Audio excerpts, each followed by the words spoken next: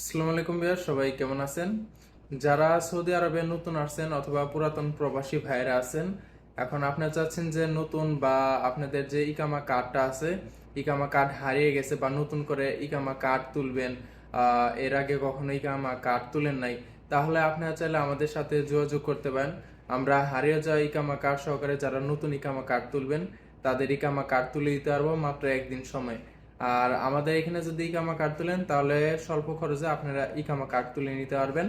আর আমরা কুরিয়ার সার্ভিসের মাধ্যমে আপনাদের অ্যাড্রেসে আমরা কার্ড পৌঁছে দিব। মাত্র 2 থেকে 3 দিনের মধ্যে আপনাদের কার্ড আপনাদের লোকেশনে পৌঁছে যাবে।